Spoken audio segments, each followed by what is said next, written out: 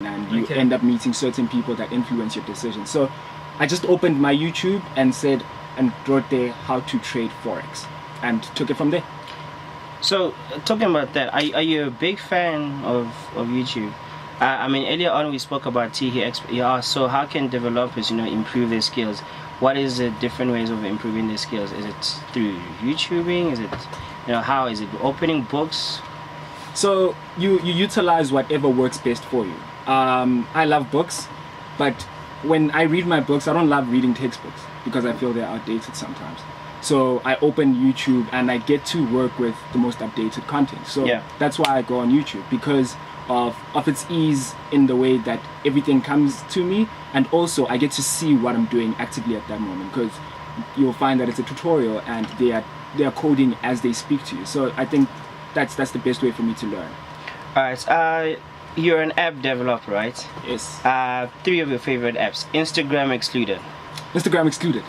Okay, so we know you like to look let people know how you look, all snazzy and stuff, but Instagram excluded. What are your three favorite apps?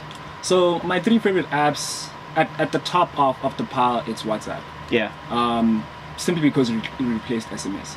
And I think that's the most convenient thing you could ever do. It simply was able to replace SMS. The second one is Facebook.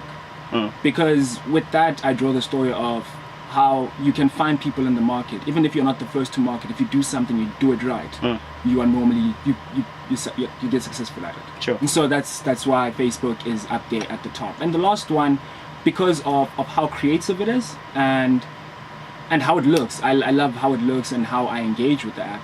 The other one would definitely have to be Wire. I've spoken about this on a Twitter video on Geek Culture.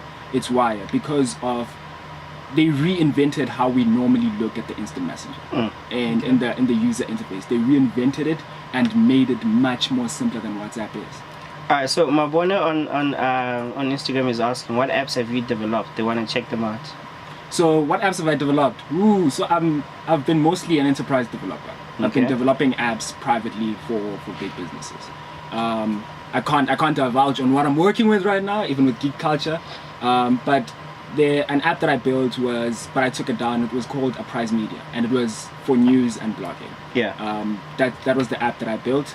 But everything else has been mostly enterprise, because I don't have the money to go in and build a huge startup, and I don't have the patience either to track it out until the end. That's why I'm in Forex now. All right, so there's a lot of guys out there trying to build apps, and sometimes I feel that they're doing it wrong. Sometimes I feel they don't have exposure to the ways of doing it right. What do you think are some of the challenges that young developers are facing within the app space, and how can what can you tell them? What advice can you give them to actually push better apps, better quality apps, faster as well? Because a lot of these guys take forever to build the apps, and only to find that some of the stuff is not even good. So the first thing that's important is that you need to be excited about what you're doing. It's not necessarily about what you're building, it's why you're building it. And if you're excited about why you're building the thing that you're building, it normally, you find yourself enjoying the process. But at the end, when you get to the how and the what, you have to reach a point where you need to test it. And so you need to build your most minimal viable product, meaning at its most basic, what functionality does your app have? And that's what you launch, and you work from there. Based on the feedback that you're getting, you keep on honing it and changing it. A lot of apps have started one way and they've pivoted and changed the other direction. But are we really building quality apps in the country? Are we really building quality apps? I mean, a lot of people are downloading apps which are not South African. What's the problem?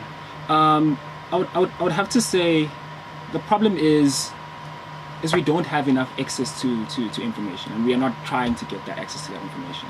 So you'll find that there's a lot of quality apps, and we can build them. It's just we're scared of getting into that space, because you're thinking, why would I build this if there's something bigger on the market? And that's where you find your niche. So I think the more products we can launch, it doesn't matter if you think it's not good enough yet. That's what you launch. You launch it even if it's not good enough yet, and you go with that.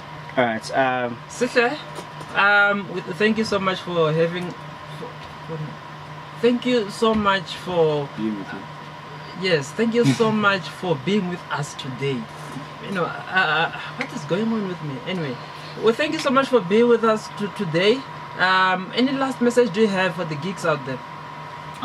So the first thing when you're doing anything, start with why.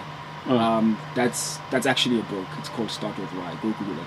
Start with why, and then figure out the how, and then get to the what. Always start with why. Once you start with the why, the how and the what become easier. All right, so it's the why, the how, And the what. and the what. Nice. It's that simple. Brilliant. Thank you, Sihle. Ladies and gentlemen, we're going to take a quick ad break and we'll be back after this. Damn. Oh, How am I on radio? Yeah? How am I on radio? awesome, man. Oh, thanks for having me, guys.